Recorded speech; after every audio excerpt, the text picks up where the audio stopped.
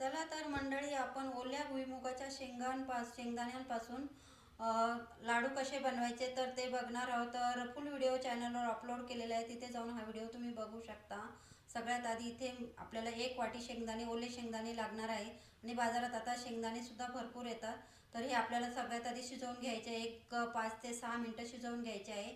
त्यानंतर चाळणीत गाळून घ्यायचे आहे. तुम्ही हे कच्च्या शेंगदाण्यांपासून सुद्धा हे लाडू बनवू शकता. पण आता बाजारामध्ये भरपूर असे शेंगा पण आलेले आहेत, तर माझ्या घरी पण शेंगा आल्या होत्या खूप. मग त्याचं काय करायचं, तर अशा प्रकारे मी लाडू बनवलेले आहे.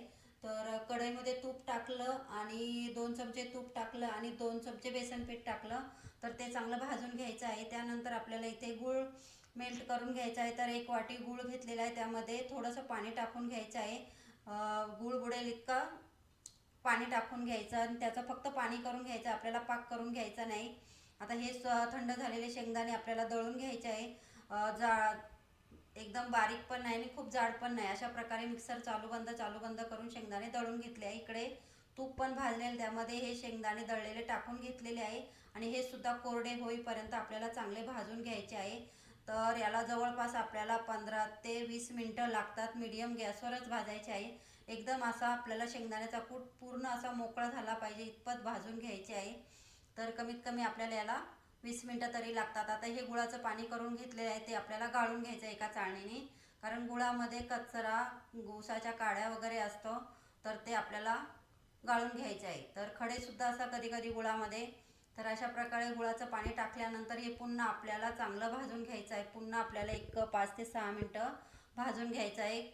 त्याचा एकजीव झालं पाहिजे, असा त्यामध्ये पाण्याचा अंश राहिला नाही पाहिजे. आणि त्यानंतर 2 चमचे इथे मी मगज बिया टाकले आहे, 1 चमचा वेलची पूड टाकलेली आहे.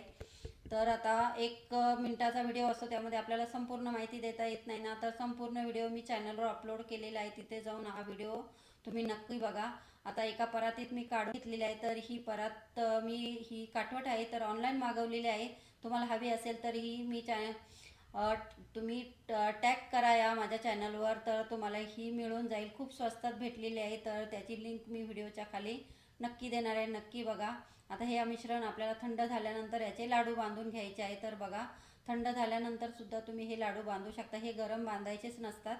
तर अशा प्रकारे छोटे छोटे सुपारी एवढे लाडू बांधायचे. आणि एक रोज जरी तुम्ही खाल्ला ना, तरी तुमच्या रक्ताची वाढ कमतरता कमी करण्यासाठी हे लाडू खूप हेल्दी आहे. तर अशा प्रकारे हे लाडू तुम्ही नक्की बघा, बनवून बघा.